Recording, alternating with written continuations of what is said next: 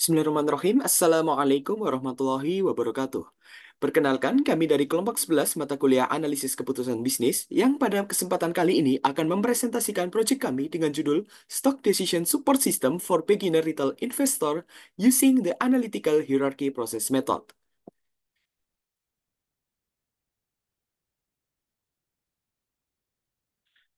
Kelompok kami beranggotakan, pertama, Hafiyah Hayyero Safro, yang kedua, saya sendiri, Ahmad Mudir Wicaksono, ketiga, Vivio Faustin Gunawan, dan yang keempat, Muhammad Maula Irfani. Baik, latar belakang mengapa kami mengembangkan proyek ini adalah yang pertama karena investasi saham itu menjadi salah satu bentuk investasi yang populer di pasar keuangan. Hal ini didasarkan pada data Kustodian Sentral Efek Indonesia yang menyebutkan bahwa jumlah investor saham meningkat pada bulan Januari 2023 hingga mencapai angka 4.492.454 investor. Perkembangan teknologi dan akses yang mudah terhadap platform media sosial telah menciptakan gelombang baru dalam dunia investasi, khususnya dalam bentuk influencer saham. Meskipun beberapa dari mereka memiliki latar belakang keuangan yang kuat, banyak juga yang tidak memiliki pengetahuan yang mendalam tentang analisis fundamental atau teknis saham. Sehingga faktor-faktor tersebut akan diolah menjadi bahan dalam pembuatan decision support system menggunakan metode AHP atau Analytical Hierarchy Process untuk membantu para investor untuk menentukan pembelian saham sesuai dengan preferensi masing-masing. Selanjutnya akan disampaikan oleh teman saya.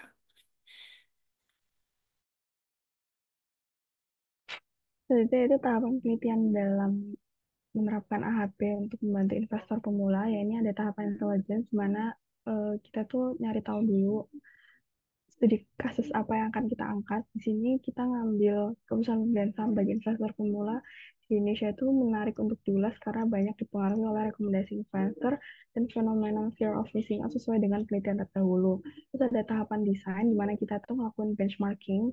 Jadi kita kayak ngebaca-baca jurnal penelitian AHP terdahulu terkait investasi kayak gitu.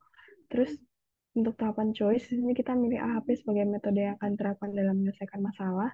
Dan tahapan implementasinya itu kita bakal bikin prototype decision support system menggunakan metode AHP untuk membantu investor pemula dalam pembelian saham.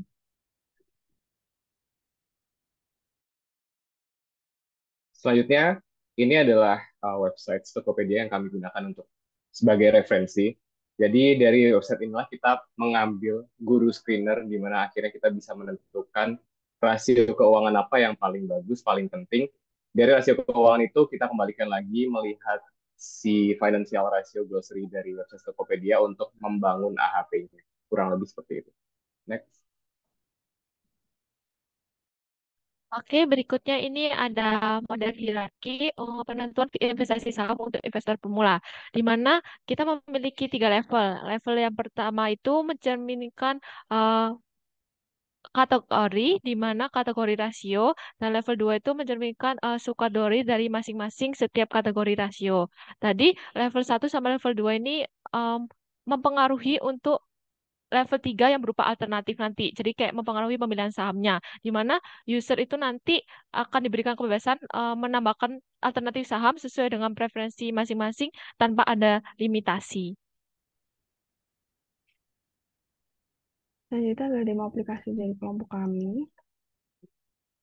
Ini adalah laman beranda dari web apps kami. Di sini ada informasi singkat terkait bagaimana cara kerja web apps. Kita juga memberikan informasi terkait bagaimana nanti user ini memberikan nilai bobot untuk masing-masing kriteria.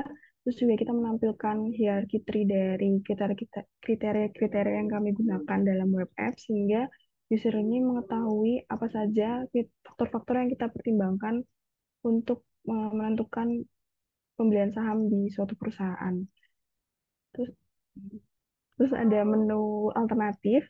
Kita di sini pengguna bisa milih, misal saya tertarik untuk 4 sektor energi, teknologi, perindustrian, sama kesehatan. Itu bisa milih, jadi mempersempit pilihan saham apa saja yang akan saya jadikan pilihan alternatif.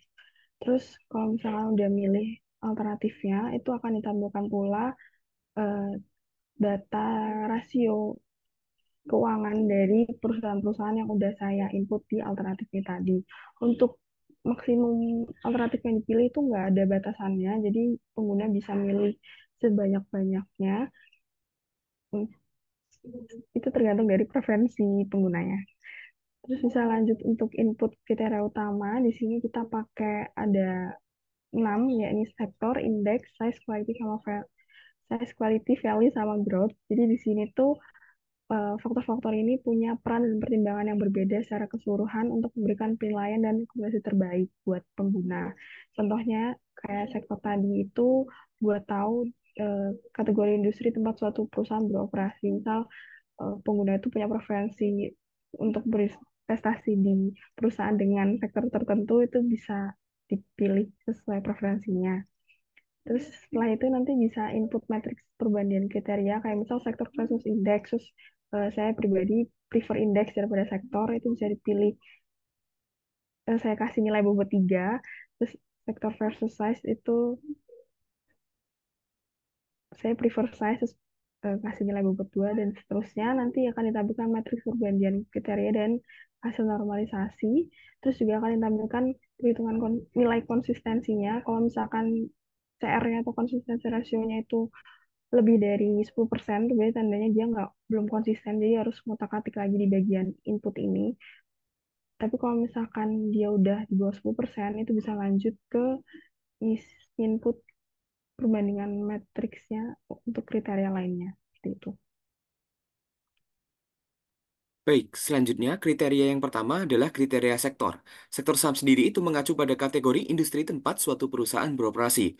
Beberapa sektor seperti teknologi, kesehatan, dan finansial itu sangat penting untuk dipertimbangkan dalam pemilihan saham, bahwasanya pada fakta bahwa setiap sektor memiliki dinamikanya masing-masing yang bisa digunakan untuk memprediksi performa saham di masa yang akan datang.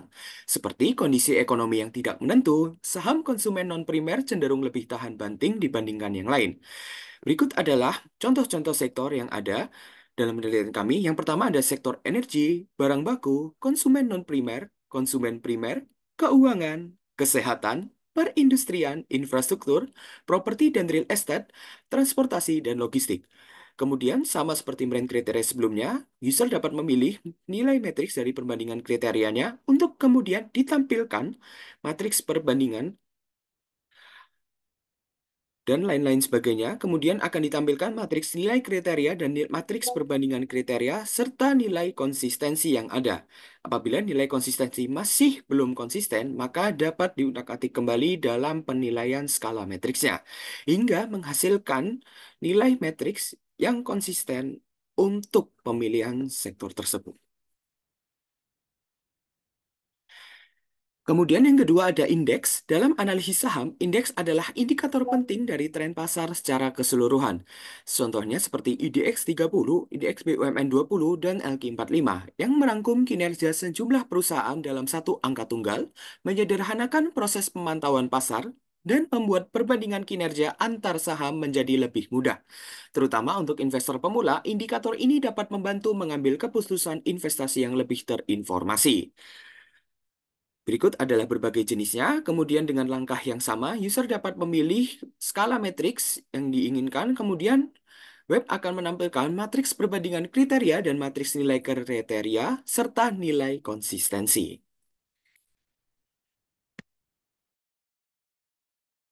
Selanjutnya ada kriteria size. Kriteria size ini kayak mencerminkan ukuran suatu perusahaan, di mana perusahaan yang besar itu cenderung lebih stabil dan memiliki akses yang lebih banyak ke sumber daya dibandingkan perusahaan kecil. Di mana perusahaan kecil ini juga memiliki potensi pertumbuhan yang tinggi. Jadi memahami ukuran perusahaan ini sangat penting untuk strategi investasi. Di sini ada beberapa item dari saya sendiri.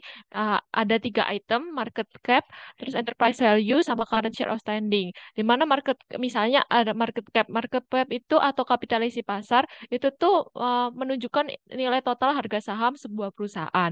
Lalu kita bisa melanjutkan untuk mengisi matriks perbandingan kriteria seperti yang sebelumnya, terus nanti akan dimunculkan matriks perbandingan kriterianya sama normalisasi sama hasil konsistensinya. Terus ada kriteria quality, di mana itu mencerminkan kualitas sebuah perusahaan, di mana ya kita melihat perusahaan itu dapat diandalkan untuk menghasilkan laba yang stabil dan bertumbuh di masa mendatang. Perusahaan-perusahaan yang berkualitas itu memiliki keunggulan kompetitif. Jadi kayak dia itu memiliki merek yang kuat atau teknologi inovatif, terus manajemennya efisien dan etis. Jadi ini juga eh, merupakan kriteria yang penting untuk kita tahu oh bahwa penentuan investasi itu ditentukan oleh kriteria quality juga. Dan item-item dari kriteria quality ini ada empat. Ada return on equity, ada net profit margin, current ratio, sama debt to equity ratio. Terus kita bisa ngisi matriks perbandingan kriterianya seperti sebelumnya, terus nanti dikeluarin matriks perbandingan kriterianya berapa, terus nilai matriks normalisasinya sama hasil konsistensinya. Oke, selanjutnya kita masuk ke kriteria value. Pada kriteria value ini, dia menunjukkan seberapa bagus sebuah saham itu dinilai dari segi value atau nilainya dibandingkan terhadap nilai intrinsiknya. Sehingga kalau misal saham itu kurang dari nilai intrinsiknya, nilai sebenarnya, maka saham ini layak kita beli.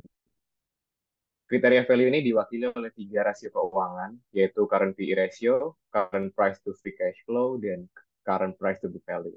Seperti biasa, kita bisa menginputkan uh, nilai matriks perbandingannya, lalu kita juga bisa melihat hasil matriks perbandingannya, nilai prioritasnya, dan konsistensi.